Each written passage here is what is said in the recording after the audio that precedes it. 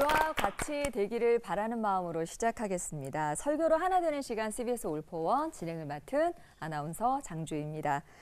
CBS 올포원 오늘은 하나님 나라를 알아가는 팔복의 세 번째 시간입니다. 예수님께서는 세 번째 복으로 온유한 자는 복이 있나니 그들이 땅을 기업으로 받을 것이미요 라고 하셨는데요.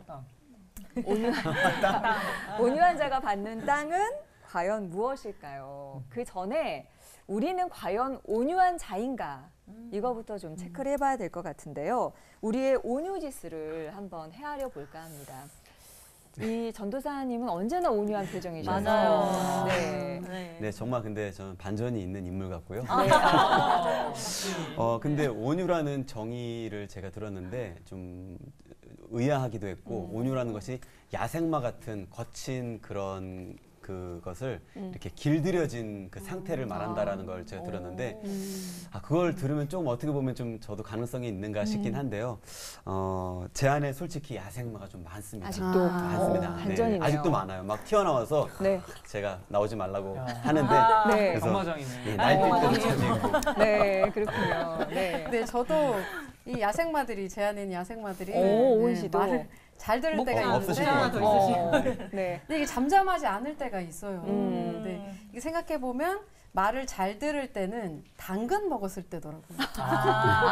근데 이제 당근을 먹고 나도 또 사람이 이렇게 달라져요. 이렇게 당근을 딱 먹고 나서. 경마장 온 줄 알았네. 그러니까요. 그래서 이제 오늘 이제 핵심이 뭡니까? 땅과 기업이잖아요. 네. 땅을 받는다. 그게 저희 핵심이에요? 청년들은 네, 핵심. 그게 핵심이에요. 네, 땅 받는다고 하니까 어떻습니까? 온유해집니다. 그렇죠. 땅을 받아야 되니까. 기업도 중소기업이냐 대기업 대기업.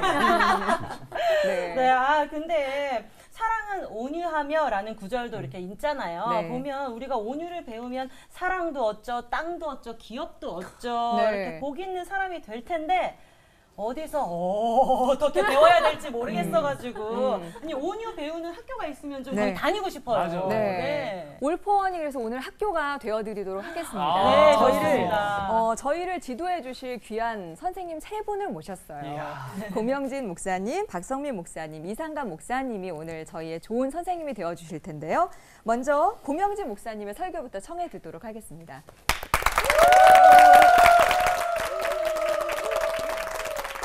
네, 감사합니다. 오늘 아까 땅을 받는다고 그러니까 굉장히 기뻐하시고 또 기업 나오니까 대기업, 뭐 중기업, 중소기업 다 이야기 나오는데 오늘 여러분들이 땅을 얻을 수 있는 아주 귀한 말씀. 성경에 이렇게 또 땅을 기업으로 주신다는 말씀이 있다는 게 얼마나 감사한 일인지 모르겠습니다. 예수님께서 첫 번째 말씀하신 그 팔복을 이야기하실 때 세 번째로 언급하신 게 온유한 자들은 땅을 기업으로 받는다고 말씀하셨습니다. 그래서 오늘 성경이 말씀하고 있는 그 온유함에 대한 소위 땅 얻고 아까 사랑 얻고 우리가 누릴 수 있는 많은 것을 얻을 수 있는 온유함에 대한 이야기를 함께 나누도록 그렇게 하겠습니다. 여러분 이미 아실 거예요. 방금도 말씀하셨지만 온유라는 말, 짐승을 잘 길들여서 훈련되어져 있는 모습이 온유라는 원어의 뜻입니다. 우리가 흔히 생각하기를 온유라고 그러면 참 온순하고 또 착하고 그 말도 틀린 말은 아닙니다.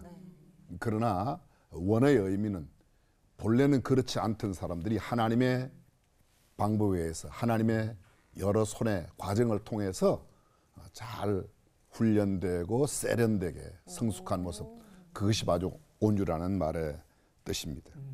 갈라디아서 5장에 보게 되면 성령의 9가지 열매를 이야기할 때 바로 맨 끝에 절제 이전에 충성과 온유와 절제다. 아까도 말씀하셨지만 사랑은 온유하며 성경의 온유에 대한 언급이 얼마나 많은지 모르겠습니다.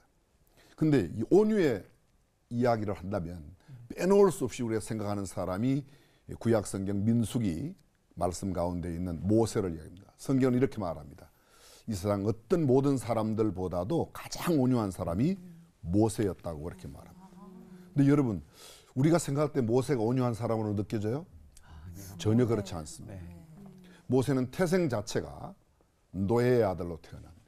물론 혈통은 레위 지파 가운데 있는 사람이 레위 지파 가운데 있는 여자에게 장가들어 아들을 낳았다. 그게 바로 아므람과 요게벳 사이에 모세가 아론을 두고 3년 차이로 태어나죠. 아론이 모세의 형인데 3살 위에요. 근데 아론이 태어날 때만 해도 사내 아이가 태어났을 때 나일강 하수에 버린다 이런 이야기가 없었습니다. 근데 모세가 태어날 때는 사내 아이가 태어나면 나일강 하수에 버리게 돼 있어요. 굉장히 어려운 시대 속에 그가 출생했습니다. 버려진 상태에서 바로의 공주의 아들로 다시 입양되어 키움을 받죠. 40년 동안 그가 왕궁 생활을 하다가 어떤 날 자기의 동족을 돌아볼 생각이 나서 이렇게 성경은 말하죠. 그는 부모 밑에서 3개월 살았습니다. 근데 3개월 살고 그 이후로 쭉 40세가 되기까지 왕궁에서 살았는데 그의 마음속에 지울 수 없는 게 있었어요. 뭔가 하면 나는 히브리 사람인데 그러기에 그의 동족을 돌아볼 생각이 들었다는 거죠. 그래 가서 자기의 동족을 어렵게 만드는 그 병사를 돌로 쳐 죽입니다. 전혀 온유함이라고는 찾아볼 수 없습니다. 왕실에서 40년을 살았어요. 근데 그 왕실의 40년이 그에게 온유함을 주지 못했던 거죠. 그 내면 속에 무언가 하나님께서 그를 새롭게 훈련시키는 과정을 통해서 나중에 온유한 사람이라고 성경은 말씀하고 있습니다. 그렇습니다. 온유함이란 우리의 의지로, 우리의 결심으로, 우리의 다짐으로, 또 우리의 각오와 어떤 그런 마음으로 되는 게 아니라는 것입니다. 철저히 하나님의 손에 붙들린 바 되어 하나님의 훈련을 통해서만 될 수 있다는 거죠. 성경에 이런 이야기가 나와요. 모세가요, 자기 백성들이 하도 하나님을 대적하니까 또 자기에게 막 대어드니까 하나님, 이 백성을 내가 낳았습니까? 보세요. 전혀 온유함이 아니에요. 차라리 저를 죽여달라고 이야기하는 겁니다. 온유한 사람은 그런 사람이 아니죠. 우리가 생각하는 대로 그냥 온유한 사람, 좋은 사람이라고 생각하면 되는 겁니다. 근데 이건 전혀 좋은 사람이 아니에요. 내가 힘들면 하나님 내가 낳았습니까? 나를 죽여주세요. 뭐 이렇게 말하는 사람이 모세인데 성경은 결국 모세에 대해서는 이렇게 말합니다. 모세는 지면의 모든 사람보다 그 온유함이 승하다고 이야기하고 있습니다. 그렇습니다. 이 광야 생활을 통해서 그가 온유함을 배우고 익혔다는 거죠. 온유함이란 광야를 거쳐야만 돼요. 거친 광야에서 힘들고 어려운 과정. 그래서 우리가 여기서 배우게 되는 겁니다. 뭘 배우죠? 내 인생의 역경을 만나고 어려움과 고난과 어떤 환난과 핍박이 다가오면 이건 나를 하나님께서 땅을 주시려고 지금 준비하고 계시구나 이렇게 생각해야 된다는 거예요. 왜 이렇게 힘들어? 죽겠네. 하나님 그냥 죽여주세요. 이건 올바른 태도가 아니죠. 이건 온유함에 이르지도 못하고 온유함에 이르지 못하니까 자동으로 사랑도 땅도 기업도 얻지 못하게 되는 거예요. 그래서 오히려 어려운 역경이 다가오고 시험이 닥쳐오고 문제가 닥쳐오면 하나님 제가 이 시험을 통과해서 온유하게 되고 온유함에 주어지는 하나님의 복을 마음껏 누리도록 하시는 하나님의 경륜, 섭리, 하나님의 과정이라고 생각한다면 우리가 얼마든지 이겨낼 수 있지 않을까라는 생각을 갖습니다. 저와 여러분들이 살아가는 세상이 녹록지 않습니다. 참 힘들고 어렵습니다.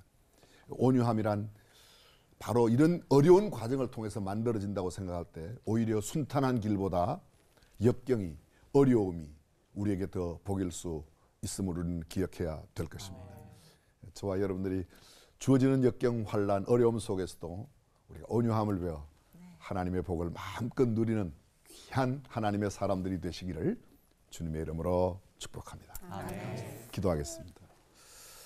하나님, 우리가 사는 세상이 녹록지 않지만 오히려 그 녹록지 않음이 우리를 온유케 만드는 하나님의 과정과 하나님의 손길임을 알고 저희들이 잘 온유함을 배워서 하나님이 예비하신 땅을 기업으로 받고 마음껏 누리며 행복하게 살아가는 사람들이 되게 하여 주옵소서. 아멘. 주변의 사람들이 어떻게 저 사람은 저렇게 어려움을 만나도 기쁘고 즐겁게 지낼 수 있는가? 바로 우리의 온유함을 통해서 그들이 하나님을 알게 되는 귀한 역사가 나타나게 하여 주옵소서. 아멘. 예수님의 이름으로 기도합니다. 아멘.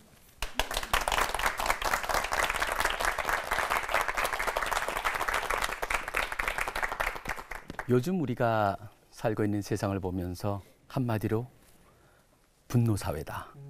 그런 생각이 들죠. 지금 보면은 집단적으로 사람들이 모여가지고 분노를 표출하고 개인적으로는 심지어 전화 상담원들한테도 얼마나 정신적으로 힘들게 하는지 우리가 다 알고 있습니다. 이런 사회를 보면서 우리가 착각을 가질 수가 있어요. 뭐냐면 목소리 큰 사람이 이기는 것 같아요. 목소리 큰 사람이 이기는 것 같고 그다음에 그런 사람이 혹시 세상을 지배하는 거 아니야? 근데 오늘 말씀은 완전히 그거랑 반대로 말씀하시죠. 절대로 그렇지 않다. 온유한 자가 땅, 우린 부동산 그래 더 와닿죠. 그것을 받는다라고 그랬습니다. 하나님께서 하나님의 나라를 우리한테 소유하게 되는, 우리가 그곳의 일부가 될 뿐만 아니라 그것이 우리가 되는 역사가 일어난다라고 하는 것이죠. 근데 온유라는 단어는 우리가 생각하는 것처럼 어떤 분도 이름이 온유라는 이름을 갖고 계신 분들이 많더라고요. 근데 우리가 온유라고 하는 이름을 딱 우리한테는 온유 했을 때 우리가 느끼는 느낌하고 원래 있는 단어는 조금 차이가 있습니다. 사실 이 헬라어 단어가 2번밖에 안 쓰여지는 단어입니다. 마태복음에서 2번 쓰여지는데 이 말씀하고 나중에 예수님하고 연결해서 쓰여지고 유사한 단어가 이것저것에 나옵니다. 프라우스, 프로테스라고 하는 단어가 나오는데 이 단어가 이 라틴어로 번역이 되면서 굉장히 독특하게 번역이 되죠. 마누아수아토스라고 해가지고 마누라고 하는 단어가 매뉴얼, 거기서 나온 게 매뉴얼 이런 단어나 손이라고 하는 거예요. 그 다음에 아수에투스는 뭐냐면 손에 익숙해졌다라고 하는 표현입니다. 그래서 매튜 헨리라고 하는 성경학자가 이걸 풀면서 뭐라고 그랬냐면 바로 온유라고 하는 것은 하나님의 손에 길들여졌다라고 하는 의미를 갖고 있다는 거예요. 근데 그럼 이게 실질적으로 어떤 걸까? 라고 했는데 가장 이거를 잘 보여주는 사람이 그 영국의 유명한 설교자죠. 찰스 스퍼전. 스퍼전 목사님이 이거를 풀어내셨어요. 5가지가 거기에 포함이 돼 있다. 5가지가 포함이 돼 있는데 제라는 건 교만하기보다는 겸손함이 그 중에 하나고 그 다음에 또 하나는 거칠기보다는 부드러운 것. 그 다음에 막 화내기보다는 오래 이렇게 참을 수 있고 인내할 수 있는.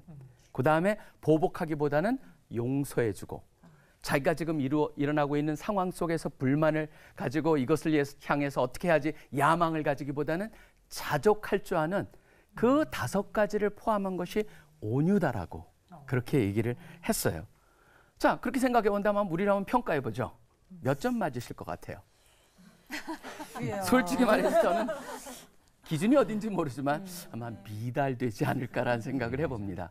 실질적으로 우리는 온유를 외치지만 우리 스스로 온유가 될 수가 없죠. 그래서 성령의 도움이 필요한 거죠. 예수님이 이런 말씀을 하세요. 바로 이 동일한 단어가 쓰여지는 마태복음에서 유일한 곳에서 예수님께서 나는 마음이 온유하고 겸손하니 나의 멍에를 메고 내게 배우라. 근데 흥미로운 거는 예수님이 당신을 온유하다고 말씀하시면서 나의 멍에를 메고 배우라라고 그랬어요. 근데 우리가 보면은 우리가 지금도 힘든데 뭐 예수님 멍에까지 또 매야 돼? 곤란한 그 해석이 잘못돼서 그래요. 무슨 말이냐면 멍에는 바로 뭡니까? 사실 예수님은 멍에가 필요가 없죠. 뭐냐면 우리의 짐을 같이 짊어 힘을 분산한다는 의미가 바로 멍에죠. 그러니까 예수님께서 우리한테 뭘 얘기하냐면 힘들지? 내가 같이 져줄게. 바로 그것을 선택하는 거예요. 그러니까 멍에를 하면 예수님하고 같이 멍에를 집니다. 그리고 멍에를 지니까 어떻게 되겠습니까? 우리가 마음대로 못 가죠. 잘못 가려면 예수님이 이쪽이야. 같이 끌고 가는 거, 방향 설정도 해주시는 거예요. 바로 그렇기 때문에 예수님을 쫓아서 예수님과 함께 우리가 온유해 줄 수 있다라고 하는 것이죠. 저는 이게 바로 온유하게 살 때 온유한 사람들한테 땅이 주어진다라고 하는 것은 바로 하나님의 기대에 맞춘 삶을 살 수 있다. 그렇기 때문에 특별히 온유한 삶을 살 때 불신자들한테 굉장히 커다란 증거가 됩니다. 사실 주위 보면 얼마나 스트레스 받아요. 압력과 스트레스 속에서 온유하게 말할 수 있고 온유한 행동을 한다면은 그거는 우리가 예수님 믿으세요 그러지 않아도 저 사람 뭐가 달라. 맞아요. 그럴 거 아니에요. 바로 그러한 삶을 우리가 살 수 있다는 거죠. 그런 삶을 산 사람 중에 하나가 사실 이 온유라는 단어가 쓰여진 사람이 예수님 외에 누구냐면은 아까 우리 고 목사님 말씀하신 모세예요. 그러니까 모세 보면은 한 성격 하잖아요. 맞아요. 한 성격 하는데 어떻게 온유해요? 특징이 있습니다. 뭐냐면 한 성격 하지만 그것이 지적받았을 때 금방 회개하고 가르쳐 줄 수 있다는 거예요. 그러니까 지금 여러분들의 미달 점수 걱정하지 마세요. 올라갈 수 있어요. 점수가 올려진다는 거예요. 아멘. 그리고 온유라는 태도를 가질 때 우리의 삶이 달라져요. 무엇이 달라질까요? 관계가 달라집니다. 잠언에 보시면은 25장 15절에 설득력이 늘어난다고 되는데 이렇게 표현이 됐어요. 부드러운 혀는 뼈를 꺾는다라고 돼 있어요. 부드럽게 얘기할 때 뼈를 꺾을 수 있는 그 온유함. 또 뭐가 있냐면 분쟁을 위기를 모면할 수 있다고 그래요. 잠언 15장 1절을 보면 이렇게 돼 있습니다. 유순한 대답은 분노를 쉬게 하여도 과격한 말은 노를 격동하느니라. 한 사람이 목소리 높이면 우리는 어떻게 합니까? 저 사람은 더 높여요. 그러면 또 이 사람은 더 높여요. 악순환이죠. 근데 한 사람이 목소리를 높였어요. 근데 한 사람이 부드럽게 얘기해요. 그럼 뭡니까? 선순환이 시작이 되죠.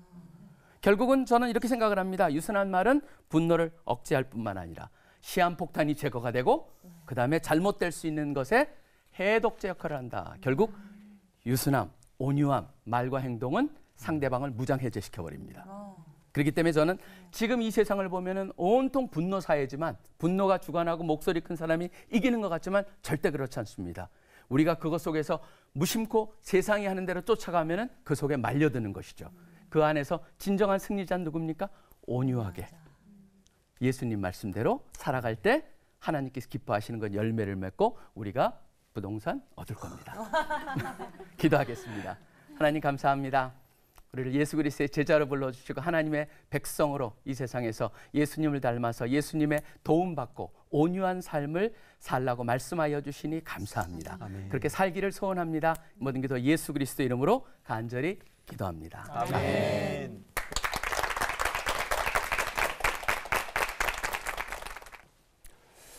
반갑습니다. 복 있는 여러분 함께해서 감사하고요.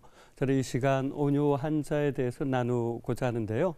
특별히 운전에 비유해서 온유가 뭔지 나누기를 원합니다. 온유가 잘 훈련되고 길들여진 것이라는 개념이 있다는 것을 들으셨을 것입니다. 저는 운전을 배울 때 초기에 운전을 굉장히 거칠게 배웠습니다. 야생마 같은 운전을 배웠습니다.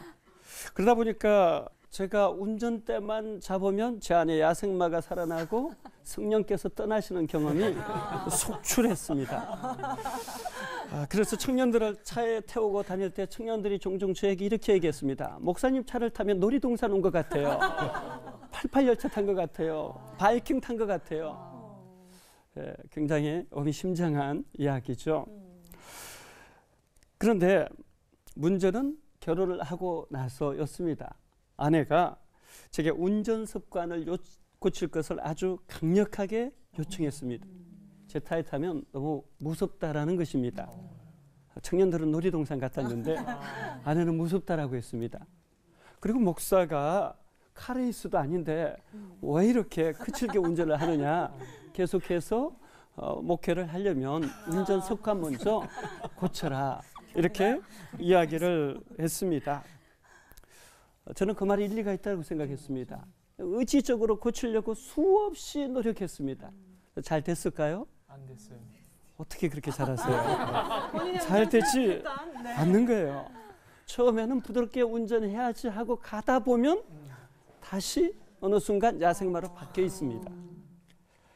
이러한 거친 운전 습관은 결국 어느 날 사고를 불러 일으키는 사건이 터졌습니다. 강원도 집회를 다녀오는 길에 눈과 얼음으로 뒤덮인 고속도로를 지나다가 차가 360도 완전히 회전하는 사고가 일어난 겁니다. 그때 제 옆에 이윤혁 형제가 타고 있었는데 그날 이후로 신앙이 달라졌습니다. 제가 궁금해서 이 윤혁 형제에게 물어보았습니다. 윤혁아, 너 이렇게 갑자기 신앙이 성장했니? 그랬더니 이 형제가 저에게 이렇게 얘기했습니다. 목사님, 저는 그날 목사님 옆에 타고 가다가 하나님이 어느 때든 부르실 수 있다라는 생각이 들었어요. 그래서 하나님 앞에 늘 종말론적인 생각을 하면서 살아가니까 제 신앙이 바뀌었습니다. 부끄럽지만 그 말을 듣고서도 제 운전 습관은 온유해지지 못했습니다. 사람이 그렇게 쉽게 바뀌는 게 아니잖아요. 근데 어느 날 제가 차를 딱 탔는데 운전대에 이름 메모가 붙어 있었습니다. 지금 여기에도 하나님은 계십니다. 아내가 메모를 해서 붙여놓고 떼지 말라고 했습니다. 그래서 저는 그것을 6개월 동안 붙이고 다녀야 했습니다. 근데 여러분, 그토록 여러 번 노력해도 바뀌지 않은 것이 지금 여기에도 하나님은 계십니다. 이 메모지를 항상 보면서 운전을 했는데 6개월 만에 놀랍게 바뀌었습니다. 이전에는 다른 차가 저를 추월하면 90% 이상은 제가 다시 추월했습니다. 그런데 지금 여기에도 하나님은 계십니다. 이것을 보는 순간 추월하려다가도 온유해지는 겁니다. 그래서 6개월 만에 10% 미만으로 줄었습니다. 아직 완전히 줄이지는 못했습니다. 여전히 가끔 제 안에 야생마가 살아날 때는 있습니다. 그러나 분명한 것은 지금 여기에도 하나님이 계시다라는 것을 끊임없이 인식하니까 달라지더라는 것이죠. 성경에는 온유한 자는 복이 있나니 이렇게 말씀합니다. 온유함은 연약함이 아닙니다. 나약함이 아닙니다. 유순함도 아닙니다. 오히려 만약에 그렇다면 이것들은 오히려 선과 타협하게 할 것입니다. 그렇다면 온유함은 무엇입니까? 자기를 부인하고 자기 십자가를 지고 예수님을 따라가는 것입니다. 성품에서, 일상에서, 삶의 자리에서 예수님을 끊임없이 닮아가는 것이 온유함인 것이죠. 그래서 진정한 온유함이라는 것은 은혜의 결과입니다. 온유함은 예수님의 성품이고 온유함은 예수님을 끊임없이 닮아가고 따라가는 것이기 때문입니다. 그렇다면 온유한 자에게 주는 복은 무엇입니까? 성경은 말하죠. 그들이 땅을 기업으로 받을 것이며 땅을 상속받는다라는 것입니다. 자, 그런데 문제는 여기에서 이 땅이 뭐 여의도 땅, 강남 땅 준다라는 것이 아니에요. 그럼 얼마나 좋으시겠어요. 문제는 그것이 아니라는 거죠. 사실 여기서 말하는 땅은 새 하늘, 새 땅, 하나님의 나라를 말하는 것이죠.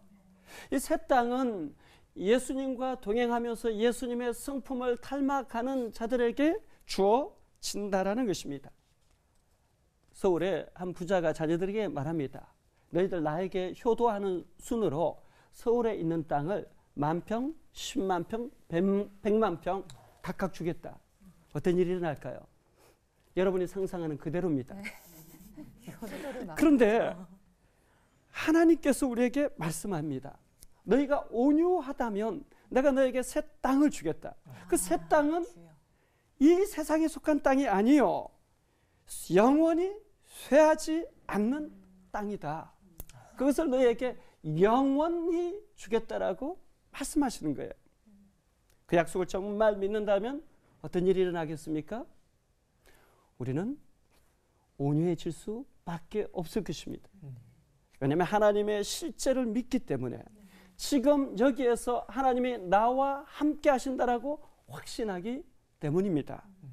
오늘 우리는 세상에 물들고 찌들 대로 찌들어 우리 인생을 우리 마음대로 운전하려고 할 때가 참 많이 있습니다.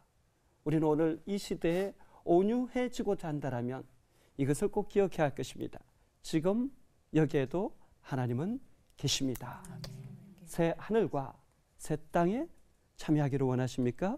꼭 기억하십시오. 지금 여기에도 하나님은 계십니다. 기도하겠습니다. 하나님, 우리는 온유해지고자 노력은 하지만 우리 힘으로 될 수 없음을 고백합니다. 이 시간 주님을 더 깊이 사랑하고 주님을 생각함으로 예수님을 닮아가는 온유함이 우리 안에도 있기를 원합니다. 아멘. 지금 여기에도 계신 하나님을 늘 기억함으로 온유해질 수 있는 저희, 그리하여서 땅을 기업으로 받는 은혜를 누리는 저희들 되어지게 하여 주옵소서. 아멘. 예수님의 이름으로 기도하옵나이다. 아멘.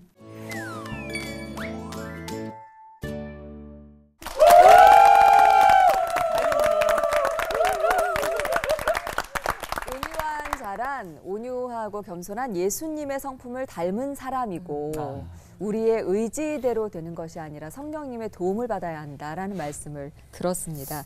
근데 이 온유라는 게 우리가 흔히 생각하는 그 부드럽고 따뜻한 성정? 그 2, 3의 것이구나 싶어서 뭔가 좀 도전이 되기도 하고요. 조금 새삼스럽기도 하고 그러네요. 그러니까요. 네. 우리 장주희 아나운서님을 딱 뵈면 네. 진짜 우리가 이렇게 흔히 하는 말로 참 온유한 사람이야라고 말할 때 이야. 맞습니다. 전 인정합니다. 네, 인정하는데 네. 유순하고 착하고 따뜻한 사람. 근데 온유라는 거는 그거 이상이라는 말씀이시잖아요. 네. 그래서 그 온유의 참 의미가 무엇인지에 대해서 우리가 생각하는 그런 상식 말고 참 의미에 대해서 다시 한번 좀 목사님들께 예, 설명을 좀 부탁드리고 싶습니다. 네. 설교에도 뭐 잠깐씩 얘기는 해주긴 하셨지만 좀 더 정리 한번 해보고 싶어서요. 네. 그 제일 먼저 얘기할 수 있는 거는 네. 약하기 때문에 약하게 보이는 것이 아니고 강함에도 불구하고 필요할 때만 그 강함을 쓸 수 있는 것. 그렇게 얘기할 수 있지 않을까. 우리가 온유라고 한다면은 꼭 연체동물적인 네. 그런 느낌이 확 오는데 그게 아니라는 것이죠. 예수님은 온유하셨지만 잘못된 것을 보셨을 때는 굉장히 강하게 말씀하셨고 그것을 갖다 해결하시기 위해서 행동으로 보이셨던, 예를 들자면 성전을 갖다 깨끗게 하셨다든가 그런 걸 본다면은 그 예수님은 바로 절제된 꼭 필요한 것에서만 그 능력을 사용하셨다라는 면에서 온유하셨다. 그렇게 볼 수가 있을 것 같습니다. 네. 온유를 목사님 제가 생각에 외유내강 이렇게 표현할 수도 있을 것 같아요. 그러니까 목사님 말씀하신 것처럼 하나님의 뜻을 추구함에 있어서는 분명히 아주 강하고 담대한 모습이 있죠. 예를 들면 주기철 목사님 다 신사참배할 때 하나님의 뜻이 우상 숭배하는 것 아니다라고 생각했기 때문에 끝까지 거부했거든요. 이것은 온유한 것이죠. 예, 그래서 우리는 그냥 단지 겉으로 보이는 모습이 아니라 진정한 하나님의 뜻을 추구하는 자세, 오직 하나님의 뜻을 구하면서 그것에 순종하는 자세가 선명한 것이 온유가 아닌가 그렇게 생각합니다. 네. 예, 저는 이런 생각을 갖습니다. 방금 우리가 이야기할 때 잘 훈련되고 잘 이렇게 성품이 발달되어 있는 그런 상태를 이야기한다고 하지 않았습니까?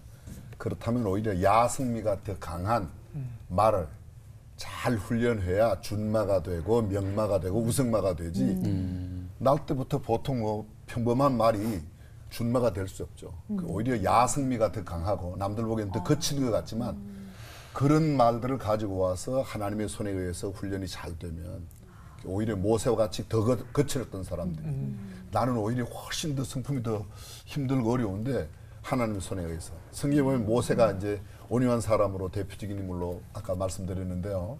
보면 모세는 끊임없이 하나님의 말씀을 들었어요.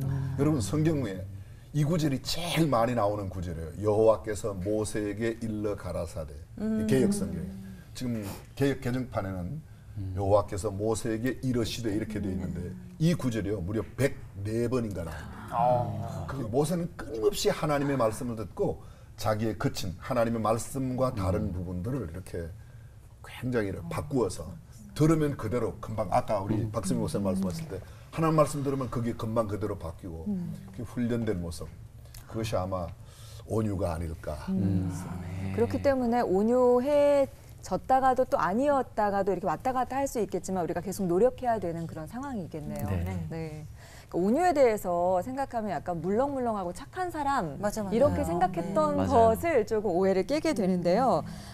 지금의 나는 온유한가 아마 보시는 분들도 많이 생각하게 되실 것 같아요. 우리가 온유에 대해서 좀 더 배워봤으면 좋겠네요. 네. 그래서 오늘도 어김없이 준비했습니다. 야생마에서 온유로 가는 길을 찾기 위한 질문 타임! 먼저 우리 청년들의 롤 모델이신 우리 박성민 목사님께 질문을 좀 드리도록 하겠습니다. 우리 오늘 목사님들께서 하신 말씀 중에 이제 모세 이야기, 다윗 이야기 말고도 그 외에 성경 인물 중에서 온유하면 딱 집어서 이 성경 인물을 롤 모델로 삼으면 좋을 것 같다라고 생각하는 혹시 인물이 있으신지 그래서 포인트를 한번 잡아주시면 너무나 좋을 것 같습니다.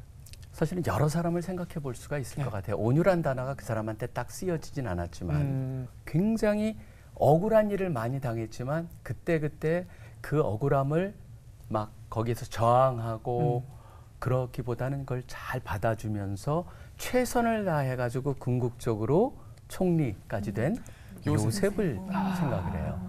요셉 같은 경우는 형들한테 억울하게 팔리잖아요. 네. 그런데도 거기서 요셉이 하는 말이 없어요. 희한한 게. 맞네. 그리고 애굽에 가서도 보디발의 종이 노예가 되잖아요. 거기서도 보면 그것 때문에 요셉이 좌절했다, 뭐 했다 그런 말이 하나도 없어요. 거기서도 뭐냐면 최선을 다해요. 그러다 보니까 계속적으로 승승장구하는 걸 봐요. 물론 거기 보면 하나님이 함께 계셔서라는 그게 이유지만 하나님이 단순히 함께 계셔서가 아니고 그 함께 계신 하나님한테 순응하면서 순종하면서 살았던 요셉이었기에 전 가끔가다 그런 생각을 해요. 요셉한테 배울 게 뭐냐. 어떤 상황이 주어지던 간에 상황은 우리가 바꿀 수가 없다. 주어진 상황 속에서 어떻게 사느냐, 어떤 삶을 살기로 선택하느냐가 전 그걸 보면서 느끼는 게 골로새 3장이 생각이 났었어요. 그걸 보면서. 왜냐하면 골로새 3장에 보면은 일을 하는데 너희가 그 종된 자들이 주인을 향해서 일을 하는데 최선을 다해야 돼. 주인 때문에 사람을 보면서 하는 게 아니고 주님을 하듯 모든 게 어떤 상황이 주어지던 간에 최선을 다해서 주님한테 하듯 할 때 거기에 상황을 뛰어넘을 수 있는 게 아니겠느냐. 그렇기 때문에 만약 온유라고 하는 것을 우리가 어느 한 인물에서 배운다면은 요셉에서 배우면서 이 시대랑 적용을 해봤을 때 시대가 어렵고 상황이 어려울지라도 어떤 상황에 던져지더라도 그 상황을 주관하고 계시는 하나님을 의지하고 그 하나님께서 이 상황 속에서 나를 어떻게 성장시키는가를 기대하면서 최선을 다하는 모습을 배울 수 있지 않을까 생각을 합니다. 저희도 그렇게 모든 상황 속에서 온유하고 싶죠. 그런데 이 현실만 보면 너무 흡연할 때가 많고 그냥 뉴스만 틀어도 말이 돼? 말해서 혼자 분노가 차오를 때가 많잖아요. 그렇죠. 화가 많이 나잖아요. 그런데 그렇죠. 근데 이 모든 걸 가장 잘 공감해 주실 것 같은 이상감 목사님께 좀 여쭙고 싶습니다. 같은 분노라서. 그럼요. 화가 많았을 때 잘 분노를 갈아내셨잖아요. 그래서 그리스도인으로서 저희 정말 온유해지고 싶은데요. 정말 이 어떤 방법이 있을지 또 아내분처럼 그렇게 지혜로운 내 모습으로 저희들에게도 이렇게 훈련시켜 주시면 좋으실 것 같은데 온유해질 수 있는 방법 좀 알려주시면 좋을 것 같습니다. 사실 가까우면 가까울수록 온유해지기가 쉽지 않은 것 같아요. 사춘기 자녀를 둔 부모님, 또 돈을 둘러싼 부부 간의 어떤 대화, 또 고부 간의 만남, 뭐 여러 일들 사실 온유해지기는 쉽지 않다라고 보여지고요. 맞아요. 그런데도 어떻게 온유해질 수 있는가? 예수님을 정말 실제적으로 바라보는가? 여기 있는 것 같아요. 조금 전에 말씀하신 것처럼 요셉은 하나님을 실질적으로 의식했거든요. 죽게 하듯 늘 살아갈 수 있었기 때문에 그 삶이 빚어진 거죠. 근데 우리가 예수님을 믿는다라고 하지만 실제적으로 우리의 삶의 자리에서 예수님을 그렇게 깊이 있게 집요하게 생각하지 않습니다. 예수님이라면 정말 이렇게 말할까? 예수님이라면 정말 이렇게 행동할까? 예수님이라면 정말 이렇게 일하실까? 이렇게 하지 않습니다. 특별히 힘이 있으면 있을수록 그렇게 한다라는 것이 쉽지 않죠. 맞아요. 그래서 이제 갑질 문화가 나오고 거기에 우리는 분노를 막 폭발시키는 거죠. 저는 온유를 생각할 때 가끔 이 모습을 또한 떠올려요. 예수님이 성전에 들어가셨는데 상을 둘러 엎으시고 막 이렇게 소떼, 양떼, 비둘기 떼 막 다 내쫓으셨단 말이죠. 근데 그 모습이 사실 온유한 모습이에요. 조금 모화스럽죠. 왜 그것을 온유하다라고 합니까? 그것은 불법의 사람들을 거짓의 사람들을 내쫓으신 거거든요. 우리가 생각하기에 주로 부드러운 것만 온유라고 생각하는데 실제로 우리 사회가 건강해지기 위해서는 불법에 대해서 분노를 폭발시킬 필요가 있습니다. 정말 말해야 될 때 침묵하는 것은 온유가 아니고 비겁함이고요. 불의와 불법 앞에서 분명하게 그리스도인으로서 이야기할 수 있는 것이 온유예요.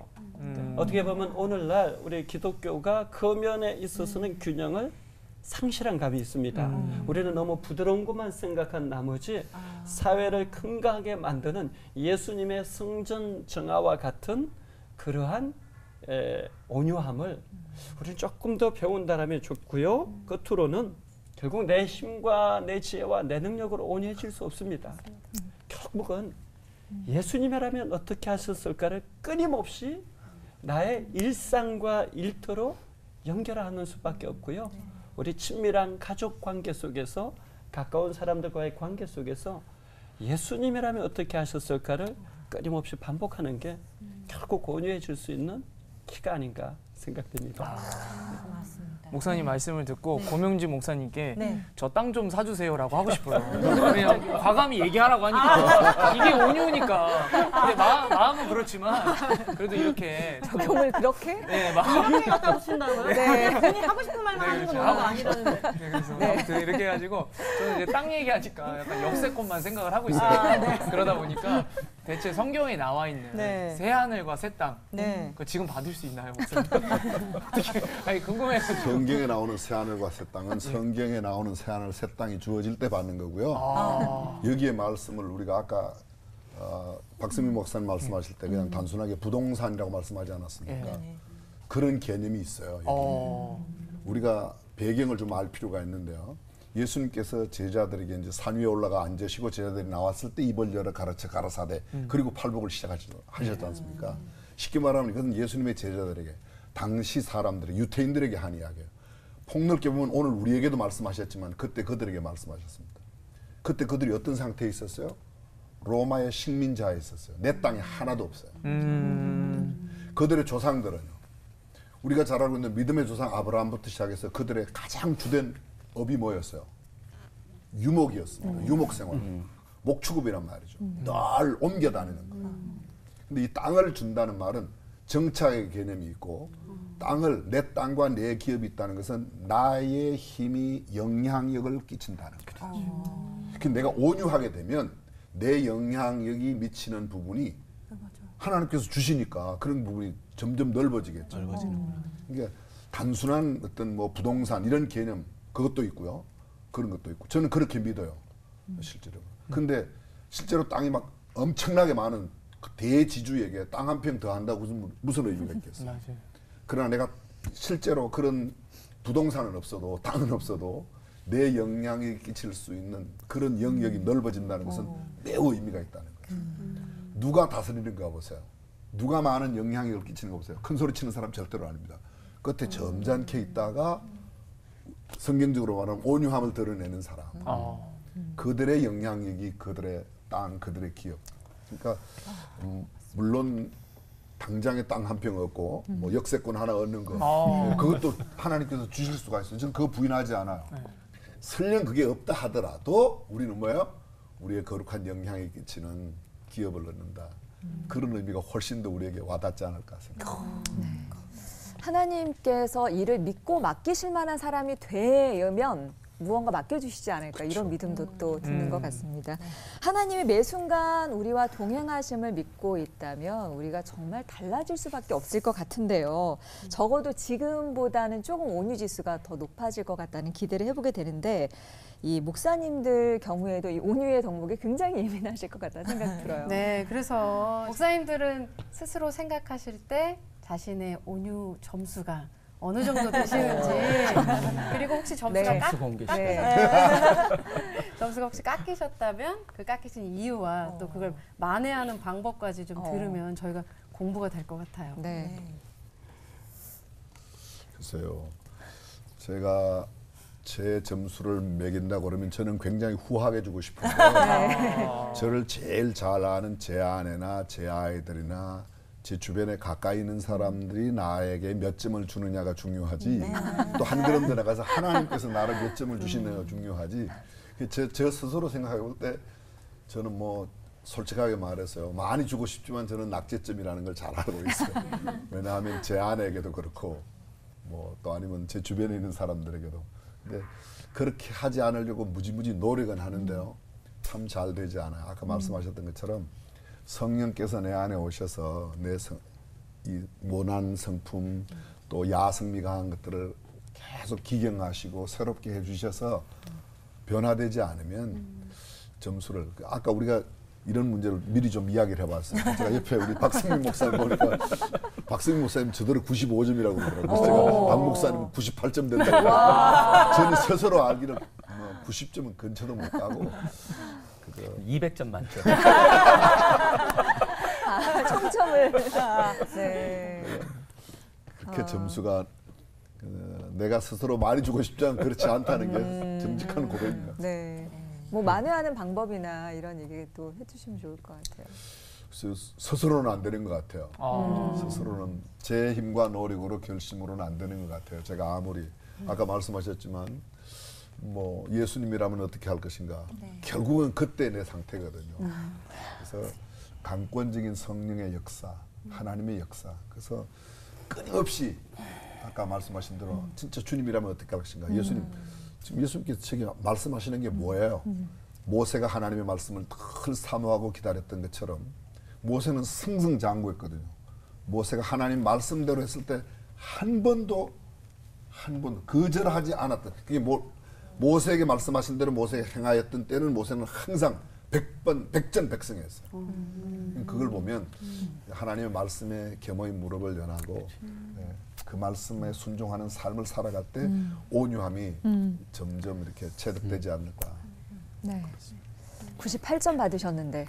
그건 우리 고 목사님 말씀이고요. 네네. 저는 사실은 제가 제 점수 공개하는 게 무슨 의미가 있을까라는 생각이 들어요. 왜냐하면 항상 부족하다고 느끼고 그다음에 특별히 아까 우리 이 목사님 잠깐 말씀하셨지만 가까운 사람한테 온유한다는 게 참 힘들고 기준이 높아지고 특별히 저희도 제가 아이가 둘이 있고 큰아이님이 뭐 시집 가가지고 아이들이 있고 그러기 때문에 그런데 제가 손자 손녀를 대하는 그 태도랑 저희 늦둥이 아들을 대하는 태도가 다른 거예요. 그러니까 늦둥이 아들을 대하는 기준이 높아요. 그러니까 그럴 때 그 온유함이라는 것이 손자 손녀를 대하는 거랑 다른 거예요. 그리고 또 하나 기대하는 사람이 기대가 높고 그 사람한테 기대가 컸을 때 그 주어지는 실망이 있을 때 그때 온유함이 참 힘들어요. 그러니까 그런 걸 느끼기 때문에 저는 그건 그때 달라요 라고 하는 점수가 좀 다르다는 생각이 드는데 그럼 그걸 어떻게 만회하냐. 우리 CCC에는 좋은 전통 하나가 있습니다. 그걸 항상 외치기 때문에 우리는 그걸 다 백문일답이라고 얘기합니다. 어떤 맞아요. 상황이든지 무슨 질문에든지 답은 예수 그리스도예요. 백문일답. 그러니까 그런 상황마다 예수 그리스도, 예수 그리스도.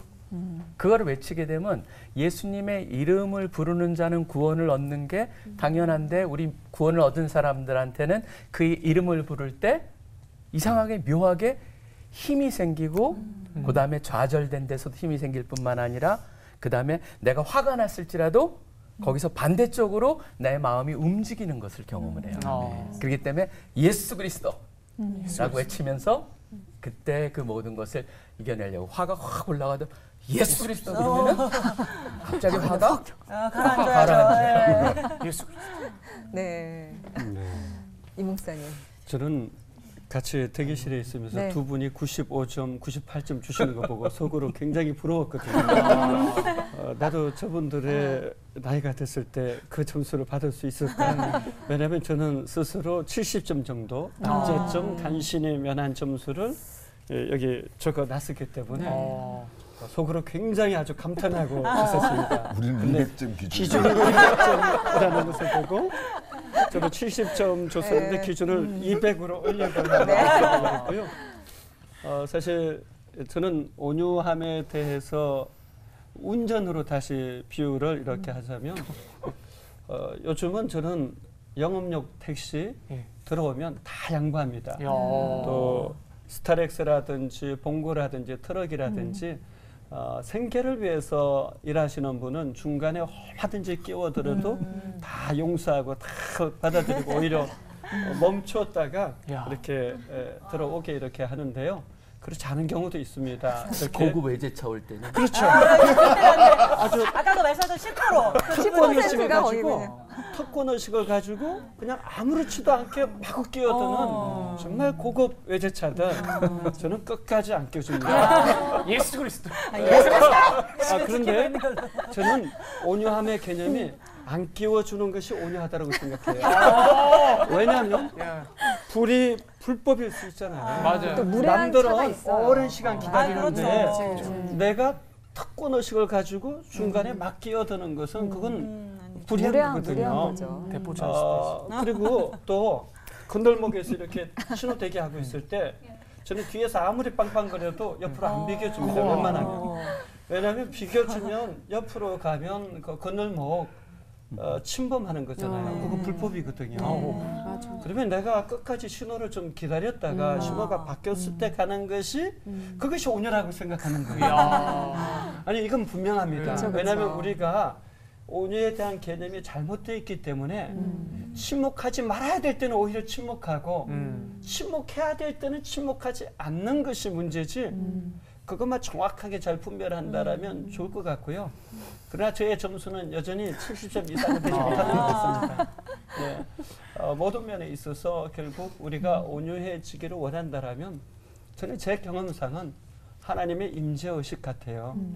저는 직접적으로 하나님을 개인적으로 인격적으로 만나면서 하나님의 임재에 깊이 들어갈 때만 제가 바뀌는 것을 보았거든요. 결국은 하나님의 임재가 강력하게 나타날 때 우리의 죄성을 넘어서서 순종할 수 있는 것 같아요. 그래서 결국 하나님의 임재 연습이 우리 안에 좀 충분히 있었으면 좋겠다. 또 제 안에 충분히 있었으면 좋겠다. 그래야 가족이나 가까운 사람들이 더 저를 보면서 이게 뭔가 이렇게 변하는 걸 보면서 하나님이 정말 계시구나 이렇게 생각할 거 아닙니까? 네. 예.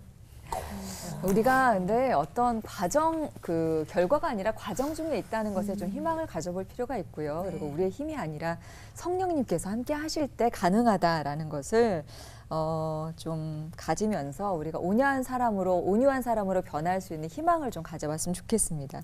자, 그 어느 때보다도 은혜로운 시간을 오늘 보낸 느낌인데요. 오늘 받은 은혜를 좀 한마디로 정리하면서 마쳤으면 좋겠어요. 온유한 자의 복은 나에게 한마디로 네모다라고 정의해 주신다면 어느 분부터 해주시겠어요? 제가요? 네.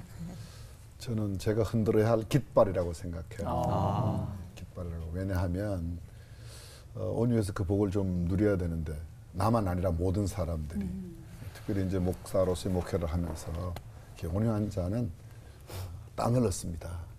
여러분들이 원하는 땅이 여기에 있습니다. 새하늘 가서 땅이 여기에 있습니다. 뭐 좀 요새 흔들만한 깃발이 없지 않습니까? 하버드대학교 총장이 흔들만한 깃발이 흔들 수 있는 깃발이 없는 시대라고 했는데 이거야말로 우리 시대 우리가 좀 흔들면 인기 있는 상당히 많은 사람들이 바라볼 깃발이 아니겠는가. 그래서 깃발 이렇게 흔들었으면 좋겠습니다. 네. 네. 정 목사님. 저는 그 세상에서 승리하는 최고의 무기다. 그래서 오히려 온유라고 하는 것을 역설적으로 표현해 보는 거죠. 온유는 굉장히 부드러움이지만 그것이 오히려 역설적으로 가장 강력한 무기가 될 수 있다. 그래서 온유는 세상을 이길 수 있는 무기다. 저는 그것까지 운전으로 밀고 가는데 온유는 인생 운전 주님 뜻대로 하기이다 이렇게 했습니다. 사실 우리 뜻대로 살아갈 때 결코 온유해질 수 없는 것 같고요. 또 인생을 살아가면서도 정말 주님의 뜻이 무엇인가를 고민하고 순종할 때만 온유에 다가가는 것 같아서 인생 운전 주님 뜻대로 하기이다 이렇게 했습니다. 네. 자, 올포원 가족들에게는 어떤 의미로 다가왔는지 정리해 볼 텐데 오늘은 공평하게 하고 싶은 사람부터 손을 드시면 빨리 기회를 하는 사람이 드리겠습니다. 먼저 하는 걸로. 네, 제가 먼저 하도록 하겠습니다. 네. 네, 빨리 해야 되니까 온유한 자의 복은 나에게 한마디로 워워워다. 네, 하나님께 하나님께서 저를 길들여 주시는 소리라고 생각하면서 이제 제가 계속 막 너무 화가 난다 막 이럴 때마다 하나님이 워워워 지민아 침착해 침착해 해주신다고 생각하고 마음속에 워워워 예수 그리스도 외치는 게 너무 기니까 세 마디로 워워워 이렇게 외치면서 좀 온유해지고자 저에게 또 따로 이렇게 주시는 말씀인 것 같습니다. 네. 또 누가 하실래요? 빨리빨리. 네, 제가 먼저. 네. 저는 하나님이 주시는 땅 부자가 되는 길이다. 네. 네. 너무 좋네요. 하고 싶었던 거 아니에요? 그렇죠. 네. 땅부자. 네. 제가 제가 오늘 마무리할게요.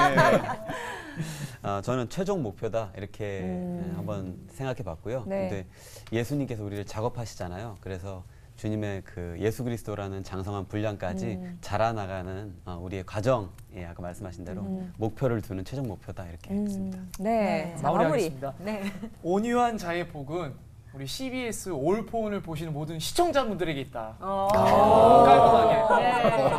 마무리하게 잘하는 거네요. 네. 이게 또 필리님들이 좋아하는 말이에요. 피디님을 온유하게 만들 수 있는. 네. 그거 다 보고 계시는데. 네. 자, 시청자 여러분께서도 정말 레온 형제의 말처럼 온유한 자의 복을 모두 누리시기를 바라겠고요. 네. 오늘 끝인사는 다 함께 좀 온유하게 외치면서 맞춰보도록 하죠. 네.